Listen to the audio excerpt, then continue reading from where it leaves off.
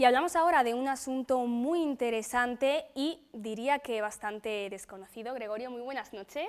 Muy buenas, ¿qué tal? Bueno, vamos a hablar de la ley de la segunda oportunidad. En primer lugar, cuéntanos qué es. Pues se la conoce como ley de la segunda oportunidad, pero realmente lo que es no es ni más ni menos que una reforma que se le hizo a la ley concursal entre 2015 y 2016, que permitió pues, una situación que era un tanto injusta hasta ese momento.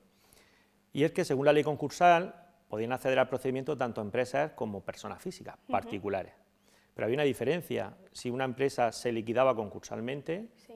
la sociedad se extinguía, se disolvía y ahí acababa la cosa.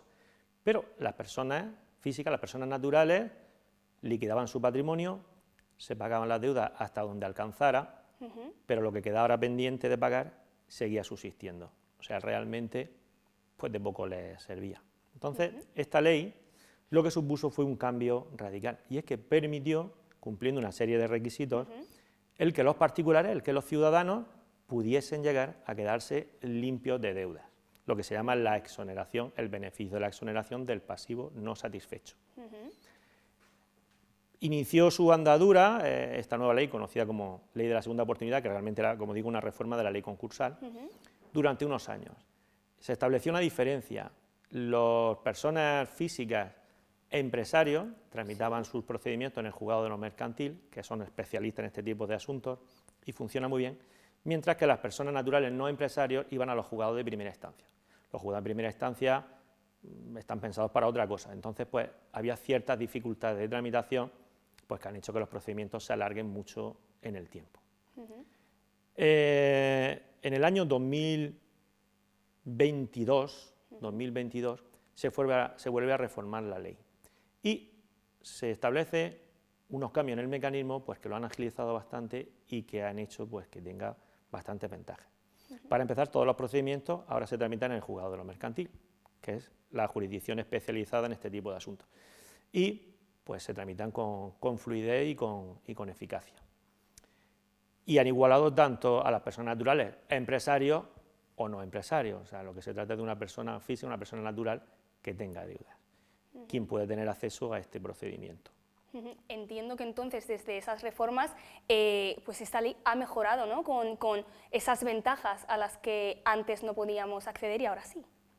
Pues sí, en mi opinión ha mejorado bastante. Lo único que sí que es verdad que el crédito de derecho público ha quedado privilegiado, algo que yo como profesional no entiendo, porque el crédito de derecho público tiene que tener un privilegio especial sobre el resto de los créditos. Se dice que es que bueno, la administración al final es el interés público, el interés general, que somos todos, pero es que al final el crédito de un particular o de una empresa, ¿vale?, será de ese particular o de esa empresa, pero esa empresa paga impuestos y contribuye al bien común, al bien de todos. Salvo esta excepción, que sí que es verdad que ha seguido estando privilegiado, pues sí, el mecanismo ha mejorado bastante. Gregorio, ¿qué requisitos hay que cumplir exactamente para poder acogerse a esta ley? Bueno, ¿qué requisitos? Bien, el requisito esencial es ser deudor de buena fe. Bien, ¿qué es ser deudor de buena fe? Bueno, pues un concepto jurídico un poco etéreo. Se supone que podría ser el no haber incurrido en estas deudas o concedido estas deudas de manera intencional y con ánimo de defraudar al acreedor, así a grosso modo. Vale. Pero bueno, lo que te establece la ley concursal es una serie de requisitos, ¿no? Como, por ejemplo, ¿qué requisitos podrían ser? Pues no haber incurrido en responsabilidad penal por delitos contra el patrimonio, contra el orden socioeconómico, en los últimos 10 años, no haber sido objeto de sanciones graves tributarias en los últimos 10 años, no haber sido objeto de derivaciones de responsabilidad tanto a nivel de Hacienda como a nivel de Tesorería General de la Seguridad Social en los últimos 10 años y algunos requisitos más. Esto es lo que se consideraría un deudor de buena fe. ¿Qué podría ser un deudor de mala fe? Pues una persona que a lo mejor haya tenido una empresa, no haya hecho las cosas bien y al final las cuotas pendientes de seguridad social o los impuestos pendientes o sanciones tributarias se las hayan derivado a él personalmente. Claro. Esto no sería un deudor de buena fe. O aquella persona que se ha dedicado a contraer préstamos con entidades de crédito, con entidades financieras, con el único fin de tener dinero para despilfarrar y para malgastar, o sea, sin un objeto claro, una finalidad clara. Esto podría ser un deudor de mala fe. Pero también te voy a decir que yo he encontrado algunas personas en esta situación, pero pocas. ¿Sí? No muchas, sí. Pues te iba a preguntar precisamente que cuál es el perfil del tipo de persona que se suele acoger a esta ley de la que estamos hablando. Bien, la inmensa mayoría son o trabajadores autónomos, sí, o personas que han tenido empresas, han sido administradores de empresas y avalaban personalmente los créditos que contraían sus empresas o los créditos que ellos como trabajadores autónomos contraían en el desarrollo de su actividad. Estos son la gran mayoría. Le ha ido mal económicamente los negocios y al final pues, han visto que no podían pagar y han quedado pues, debiendo cantidades enormes de dinero que son imposibles de satisfacer, claro, ni en 5 vidas podría. Imagino. Claro. Y luego hay otra tipología que a mí personalmente pues, intento ayudar lo máximo, que son sobre todo mujeres, e incluso personas muy jóvenes, mujeres que a lo mejor su marido era el empresario, pero estaban casados en gananciales y entonces ellas pues iban y junto con su marido avalaban todas las pólizas, todas las operaciones mercantiles. Al final se han encontrado pues, que realmente no participaban del negocio, pero sí que lo deben todo. En muchos casos se encuentran divorciadas, se ha roto la relación y se ven ya de mediana edad, incluso mayores, debiendo una cantidad enorme de dinero, sin medios económicos y víctimas de una situación que no han generado. También hay personas jóvenes a los que sus padres a lo mejor eran empresarios o tenían actividad económica, estaban endeudados, no podían seguir con el negocio, entonces ponían los negocios a nombre de ellos. Pero estamos hablando de gente que a lo mejor tenía 18, 19 años y se han encontrado con 25 años endeudados sin comerlo ni beberlo. Esto es una tipología que es bastante común también. ¿Y en estos casos la ley los suele amparar? Sí. Si reúnen los requisitos, o sea, lo que he comentado antes, ser deudor de buena fe, se puede llegar a conseguir lo que se llama la exoneración de deudas, que al final es el objeto último de la ley, conseguir que aquellas deudas que tú no puedes pagar, pues que finalmente, por una resolución del juzgado, terminen no pagándolas. Pero claro, esto no es gratis tampoco. Claro, imagino.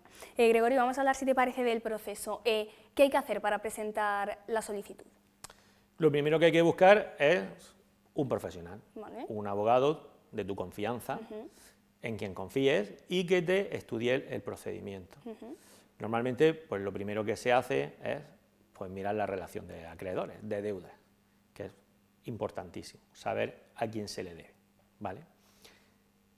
A administraciones públicas se les puede deber, o sea, puede haber deudas con administraciones públicas y se puede conseguir la exoneración hasta cierta cantidad, ¿vale? Eso está previsto en la ley, hasta unos 10.000 euros por administración, pero más de eso ya no te lo permite la ley.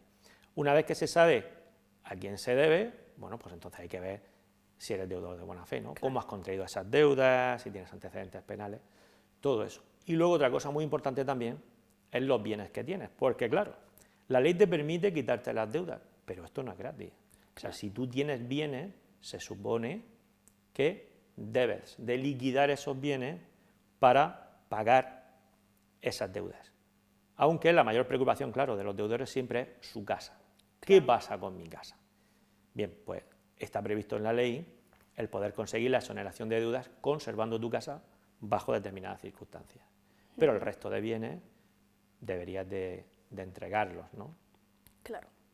Si tienes otra casa más que no es tu domicilio habitual, o tienes un coche que tenga valor, o tienes, yo qué sé, una parcela de terreno, pues son cosas que se supone que debes de liquidarlas, de entregarlas para que cobren los acreedores, a cambio de obtener ese beneficio de que te quiten el resto de la deuda.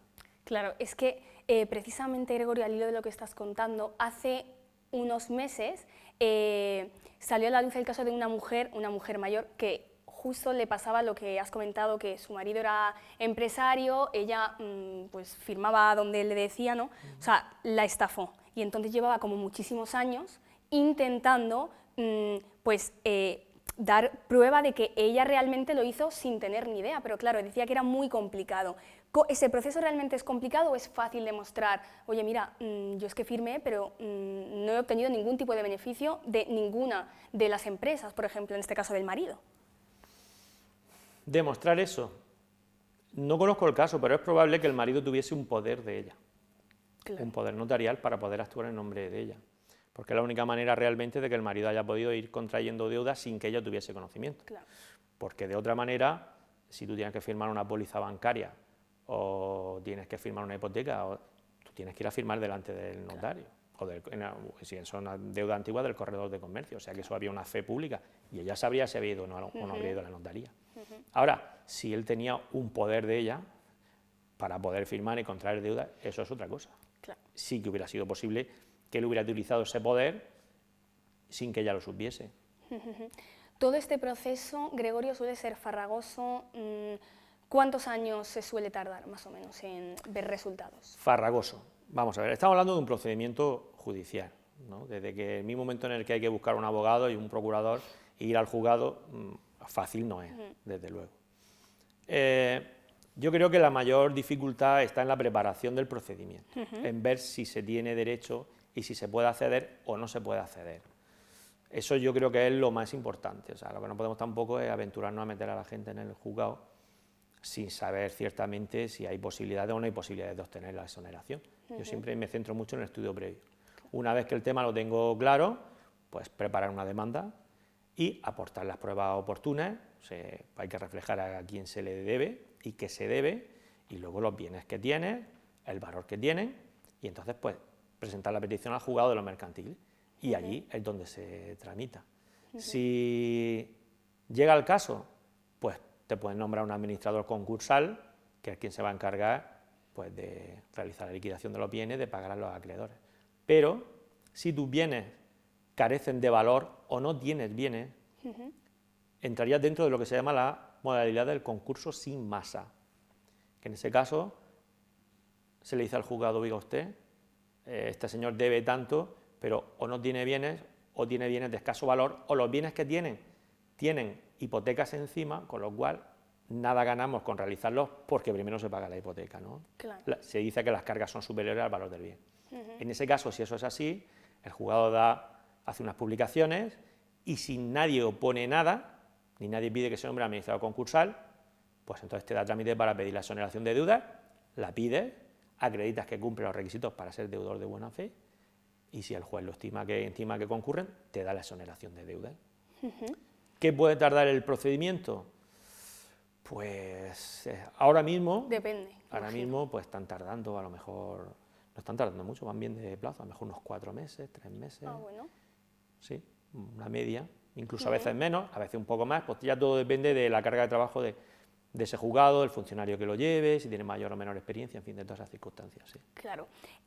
¿Son cada vez más las personas que solicitan acogerse a esta ley? Sí, sí. O sea, cuando alguien oye hablar de la ley, lo primero que hay es incredulidad. Claro. O sea, eso no es posible. ¿Cómo van a quitar las deudas?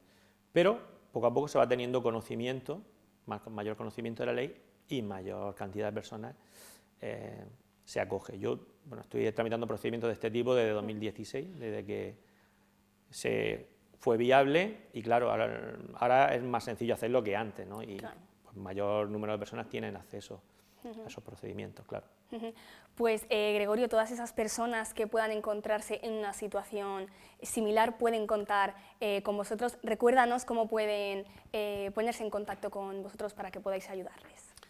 Pues nada, nosotros o cualquier otro profesional del derecho, por supuesto, que busquen su abogado de confianza y que le pregunten por el asunto. Y si quieren contar con nosotros, pues nada, estamos en el despacho SF Gestión en la calle Hornos para atenderlos en lo que estimen conveniente. Pues lo has explicado muy bien, nos ha quedado muy claro y es cierto que lo que decíamos al principio, que es algo cada vez más habitual pero desconocido. Y efectivamente, yo por ejemplo cuando he hablado con alguien de este asunto, causa, como tú dices, mucha incredulidad, pero ¿cómo va a ser esto posible? Claro, lo de actuar de buena fe es lo más importante, ya luego Sí, ahí está la cuestión. los profesionales, claro, tienen que ser los que nos guíen. Muchas gracias por estar aquí esta noche.